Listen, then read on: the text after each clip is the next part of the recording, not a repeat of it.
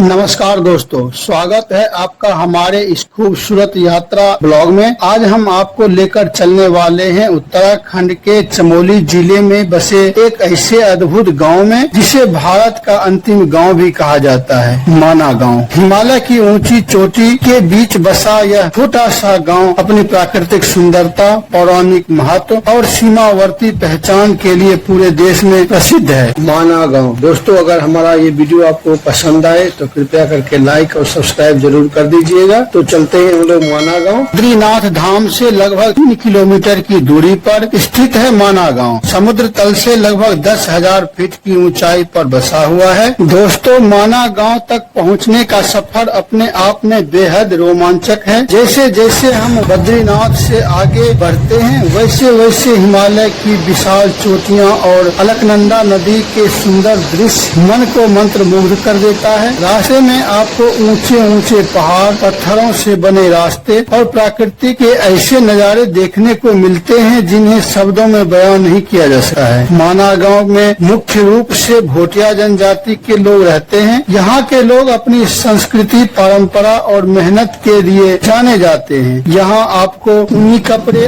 स्थानीय हस्तशिल्पी और पहाड़ी जीवन देखने की झलक देखने को मिलेगा। सर्दियों में भारी बर्फबारी के कारण गांव के लोग नीचे के इलाके में चले जाते हैं और गर्मियों में वापस आ जाते हैं। दोस्तों, थोड़ी दूर जाने के बाद गांव में देखिए ऐसा जगह आएगा। इस जगह पे एक छोटा सा रेस्टोरेंट है। हम लोगों ने भी यहाँ पे थोड़ा सा नाश्ता पानी किया। यहाँ पर परोठा आपको 100 रुपए का मिल जाएगा और पोहा का प्लेट आपको 60 रुपए का मिल जाएगा। आप चाहे तो यहाँ नाश्ता करके और निकल सकते हैं आगे। दोस्तों, यहाँ पे 2 रास्ता आ जाता है। एक तो नीचे को जाता है और दूसरा गणेश गुफा, व्यास गुफा होते हुए तब आगे देखते हुए नीचे जाएंगे। यही रास्ता आपको पकड़ना है। इस रास्ते से ऊपर चढ़ाई होगी और नीचे जाके फिर वापस आएंगे दूसरे रास्ते से। हम लोग पहले वाले रास्ते से निकल चुके हैं। तो सबसे पहले आता है ये गणेश गुफा। देख सकते हैं आप, ये है गणेश गुफा। यह छोटा सा मंदिर है और इसके अंदर में एक छोटा सा गुफा है। ऐसा माना जाता है कि भगवान गणेश ने महाभारत की रचना यहीं पर की थी और महर्षि वेद व्यास जी यहाँ पे बोलते गए श्लोक और गणेश जी लिखते गए। लेकिन गणेश जी का एक शर्त था कि वो बिना रुके हुए लिखेंगे। जिस टाइम वह रुक जाएंगे उसी टाइम वह लिखना छोड़ देंगे। इसीलिए वेद व्यास जी ने भी बड़े कठिन कठिन श्लोक बताते गए, जिसको कि समझने में भगवान गणेश को थोड़ी दिक्कत होती रही और फिर वो लिखते गए। इस तरह से यहाँ पे रचना हुई थी महाभारत की, ऐसा माना जाता है। और इसके बगल में ये देखिए गुफा है जो बिल्कुल अंधेरा जैसा होता है लेकिन छोटा है। हम लोग भी इधर से निकले और बाहर में देखिए उजाला आ गया है। यह गुफा ही नहीं, एक श्रद्धा का केंद्र है। ऐसा लगता है कि जैसे यह छोटा सा गुफा हमें पूरी महाभारत की कहानी बता रहा है। अभी जून का महीना है, फिर भी देखिए कितनी यहाँ ठंड है और मेरी तबीयत थोड़ी सी ज्यादा खराब है, इसलिए हमने जैकेट डाल रखा है। यहाँ की सुंदरता देखिए कितना सुंदर है। यहाँ पे और भी छोटे छोटे बहुत सारे मंदिरें हैं जैसा कि आप देख सकते हैं। और हर जगह जाना तो मुमकिन नहीं है क्योंकि पहाड़ के सीढ़ी दर सीढ़ी बनाया हुआ है। और यहाँ पे देखिए कितनी सुंदर ये कलाकृति भी दिखाई दे रही है। जब हम लोग व्यास गुफा देखने चले तो पास में ही देखिए ये है भारत का पहला चाय का दुकान। यहाँ भी हम लोगों ने थोड़ा सा चाय पिया और फिर निकले आगे। इस चाय की दुकान के बगल में ही है व्यास जी का गुफा। देख सकते हैं आप, ये भी गुफा मंदिर है और यह भी एक छोटा सा गुफा है। इस मंदिर में प्रवेश करते ही जब मेन गेट से अंदर जाएंगे तो देखिए ये कितना अच्छा श्लोक लिखा हुआ है पूरी दीवार पे। लेकिन यहाँ पे कैमरा अलाउ नहीं है अंदर ले जाने के लिए, लेकिन फिर भी हमने थोड़ा सा बाहर से ही जो तस्वीर ले सका वो ले चुका हूँ मैं। और यहाँ पे अंदर जाएंगे तो व्यास जी की एक प्रतिमा बनी हुई है जो कि काले पत्थर की है और बहुत ही सुंदर लगता है। और यहाँ पे हमेशा पूजा अर्चना होता रहता है। हम लोग भी यहाँ जाके माथा टेक के फिर बाहर निकल आए हैं। मान्यता है कि इसी गुफा में महर्षि व्यास जी ने बैठकर वेदों का संकलन किया और महाभारत, पुराण तथा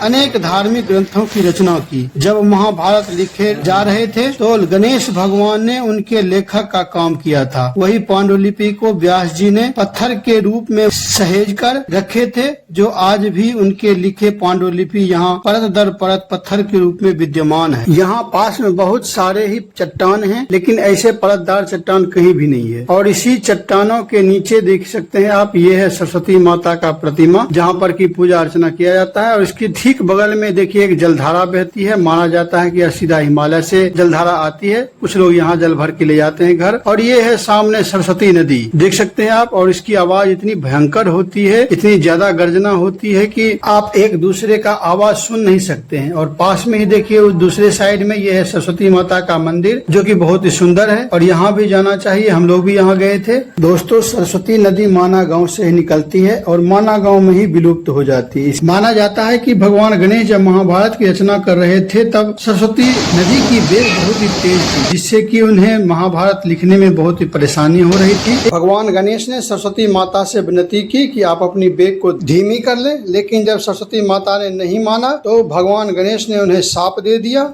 कि आज से आप यहीं पे विलुप्त हो जाएंगे। और तब से माना गांव में ही वह निकलती है और माना गांव में ही यह सरस्वती नदी विलुप्त भी हो जाती है। इसी सरस्वती नदी के ऊपर बना हुआ है यह भीम पुल। माना गांव का सबसे प्रसिद्ध स्थान है भीम पुल। मान्यता है कि महाभारत काल में जब पांडव स्वर्ग की ओर जा रहे थे, तो द्रौपदी को रास्ता पार कराने के लिए भीम ने एक विशाल पत्थर उठाकर नदी के ऊपर रख दिया। इसी कारण इसे भीम पुल भी कहा जाता है। यहाँ से बहती हुई सरस्वती नदी का दृश्य बेहद खूबसूरत है। नदी की तेज आवाज और आसपास के विशाल पहाड़ इस स्थान को और भी रहस्यमयी बना देता है। यहाँ की बहती हुई जलधारा के कारण यहाँ का मौसम हमेशा ठंडा रहता है, क्योंकि पानी की छींटें यहाँ पे पड़ती रहती है। और यहाँ देखिए हजारों श्रद्धालु रोज ही आते रहते हैं दर्शन के लिए। यहाँ सब देखने के बाद अब हम लोग चलेंगे इस भीम पुल के बिल्कुल सामने। देखेंगे तो ये सरस्वती माता का मंदिर है। इस मंदिर का वास्तुकला बहुत ही सुंदर है। मंदिर के बिल्कुल आप जब आगे देखेंगे तो